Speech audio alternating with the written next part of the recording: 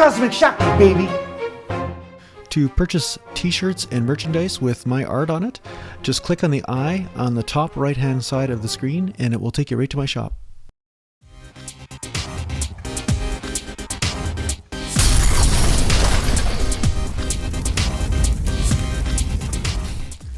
So yeah, I figured I'd do some shoulders and arms today.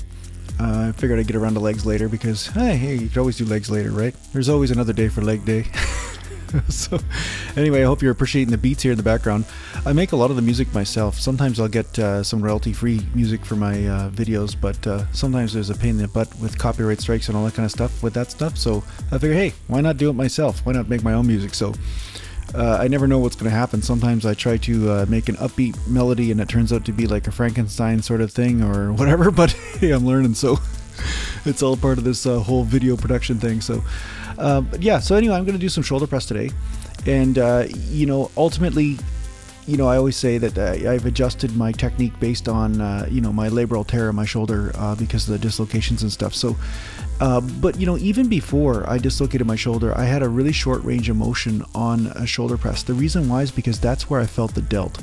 When I started coming up higher, I feel a lot of the neck gets involved, and because I do have a wide grip, I find that you know, it just really looks like a short range of motion, but it's really a full delt squeeze and contraction I'm getting there. Any higher than that, I start to engage my tricep and start to bring in you know, some of the rotator cuff and the neck muscles, right? Now I'm doing some sets too with full range, just so you can see, like, I can do it, it's no problem, but it feels differently for me. So I believe this might be the set that I'm actually doing full range. Yeah, there you go, see? So I can do it, but I find that when I come up higher, I don't necessarily get more delt feeling. I get, you know, then the neck involvement. And I think also because of the labral tear on my, you know, shoulder, or one of my shoulders, it actually causes the neck to have to stabilize the shoulder a little bit more, you know, the traps and the supraspinatus and all that sort of thing, the rotator cuff muscles. So it does put a little bit more stress on the neck when I do full range there. So that's why a long time ago, I actually catered my motion to where I really hit the delts and lessen the strain on the neck. But you know, you have to go with what you feel is right. And here you go, you know, full range here. You know, a little bit of a wide grip, and my camera is a little bit off to the side. It's a little bit off to the right, so that's why it looks like my left arm is not quite bending the same as my right. So yeah, just bear that in mind. But yeah, this is it. I'm doing like about 5 sets of shoulder press, and here you go. I'm just showing you a little bicep pose there, you know, and then you can see where my progress is coming. Not nearly as good as I'd like it to come, but you know, hey, that's what happens when you try to get over a shoulder injury or a shoulder tweak. It takes a little bit of time sometimes to come back because you can't go 100% pushing yourself right through right away. So I'm kind of playing it by ear here, and you know, those of you that are tuned in my you know, meditation and mantra channel, you'll kind of understand that, you know, sometimes there are other forces at work, you know, based on other practices that I'm doing and other types of exercises with yoga and stuff. So but anyway, yeah, here's bicep curl. Now I know it looks like I'm swinging a lot and whatever, but I have my elbow back. This is more like a drag curl for me, and I'm just warming up my biceps, right? And here I am externally rotating because that does hit a different part of the bicep. You know, the big reason why my biceps grew the most was because I focused more on external rotation. That's really the big secret.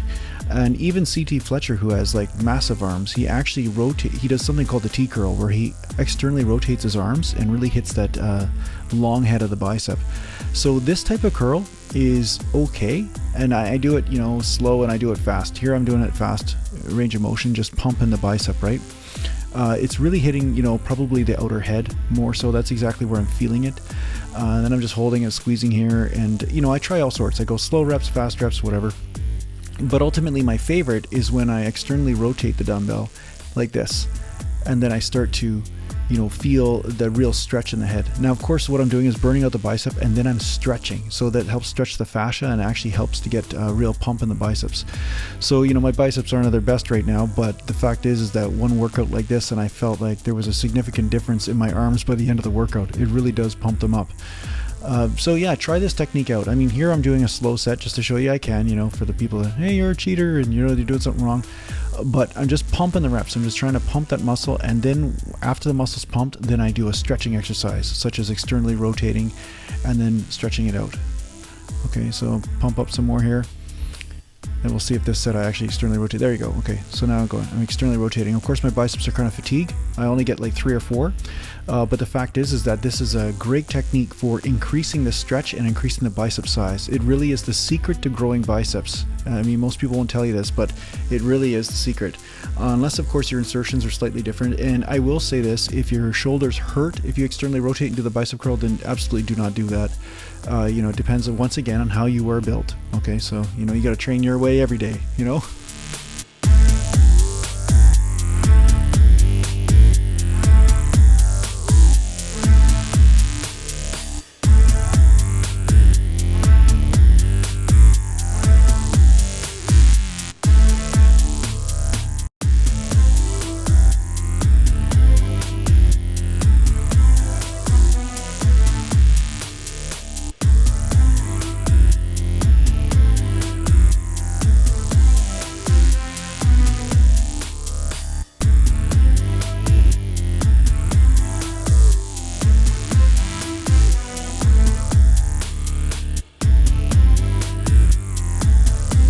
Good, so now I started with the incline triceps, the skull crusher. This is the one I typically do at home mostly.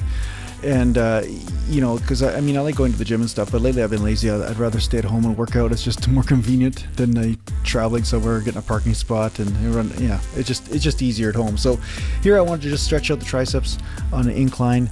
You can do flat if you want, whatever you wish, but I find this one's the best one for stretching out the long head of the tricep, and I get a really good pump.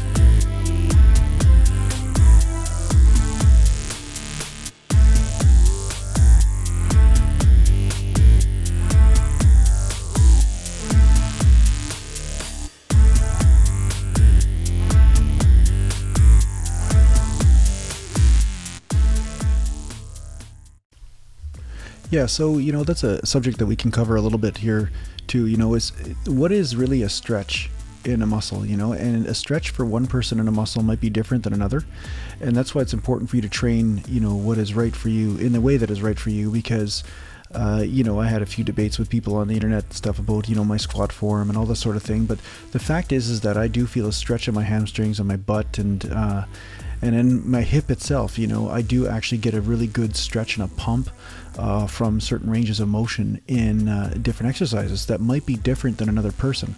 So the point is, you want to stretch the muscle but never the joint, and sometimes if one person tries to mimic the range of motion of another human being, they may actually just stretch their joint and not actually the muscle anymore, so not get any more benefit. So anyway, something to bear in mind, and thanks a lot for watching, and I'll see you next time.